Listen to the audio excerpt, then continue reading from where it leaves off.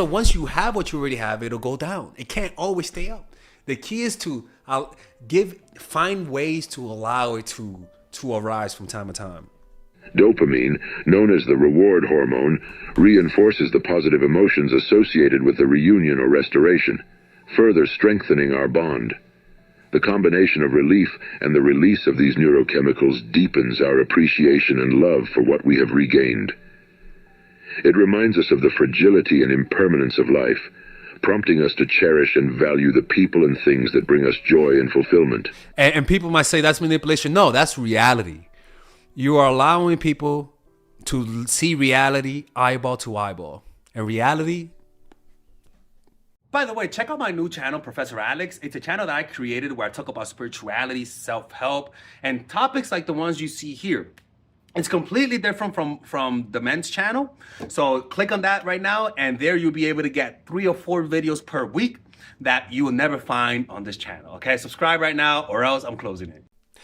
You can't mentally psych yourself into that feeling. You have to lose it. And the beauty about life is that life comes with conflict. Life comes with conflict and life comes with misunderstandings. And life will always give you those opportunities to feel like you lost something and regain it. How? Because we don't know everything. We only see the world from our perspective. We don't know what's going on in somebody else's mind. We don't know what's going on the other side of the street. We can only focus on the here and now. And as a result, there's going to be things that you don't know. And how you handle uncertainty, a lot of the times is an indication of how much anxiety you're going to feel.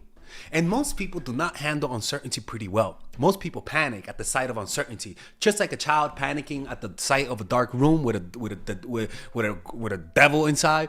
We also react to that the same way.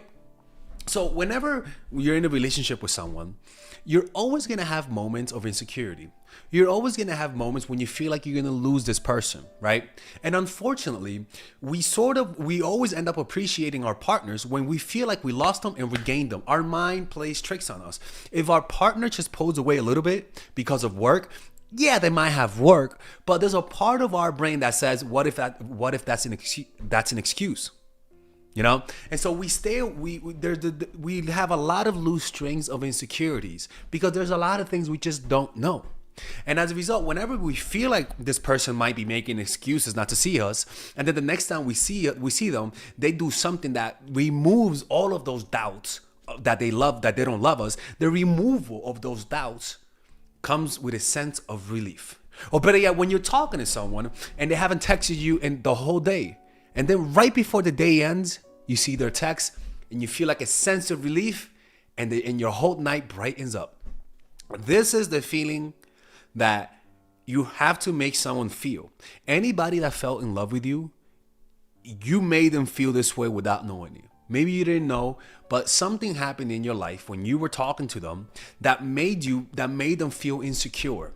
Maybe it wasn't something you did, but maybe it was something that they saw in their imagination. The point is that you can't fall in love with someone if you don't go through those cycles of continual, I like them, I might be losing them, oh, they really like me, it's just in my head. I'm losing them, oh, no, it's just in my head. Your brain always causes this. Any slight of you pulling away from them because of work or maybe your kids or whatever, your grandma died, I don't fucking know. Any excuse that causes you to focus on other things, a human being, normal human beings, naturally feel like maybe you're losing interest. That's just human nature.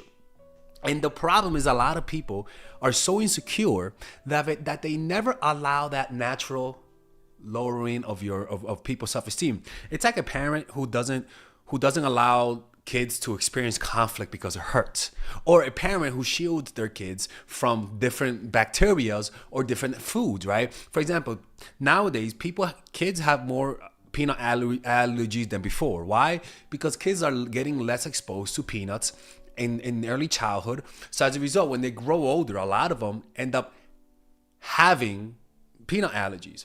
But if their parents exposed them to the peanuts, a lot of kids wouldn't develop peanut allergies.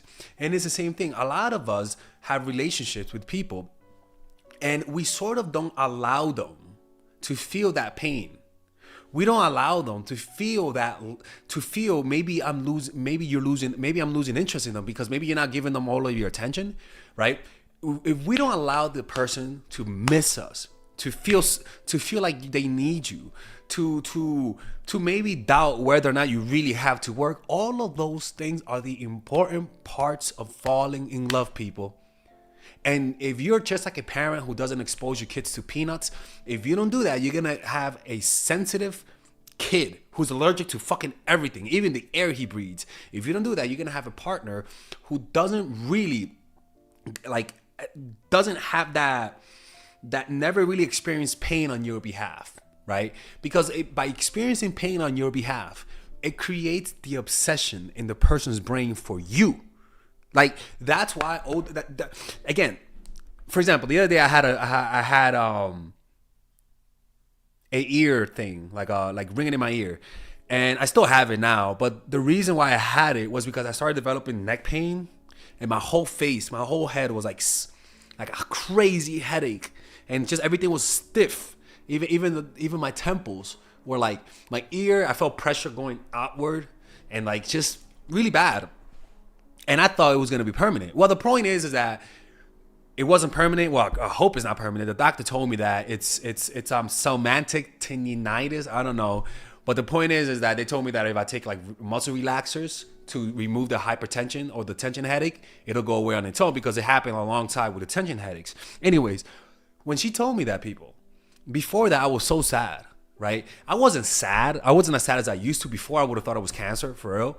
But now I was just like meditating, like I was doing the meditation thing, but I still felt down. But I still was doing the meditation thing, thank God. And she told me that you shouldn't worry about it. And I got home, and when I got home, I just felt so happy. I felt so relieved. My energy was up, and I just felt I appreciated my ears even more. I appreciated being able to hear. Like, it brought me closer to the reality that I am healthy and I should appreciate it. And life always gives you health scares. Unfortunately, people insulate their partners from those types of relationship scares. They avoid conflict. They avoid arguing. And studies show that couples that argue and have conflict are couples that are healthier. Why? Because the couples that don't argue, it's not that they don't argue and they're devoid of aggression. Every human has aggression. Every relationship argues. It just means that they're suppressing, and it's gonna come out when it explodes. People are usually honest when they're angry, right? You have those types of relationships that the only time they say what they really feel is when they're angry, and when they say that, it comes off as too sharp, too strong, and too personal, and it ends up hurting the relationship. When if you would have just talked when you guys weren't angry, the relationship would have lasted, because you would have created the type of environment that allows conflict, right? So that's why you have to learn to confront your partners. You have to learn conflict resolution.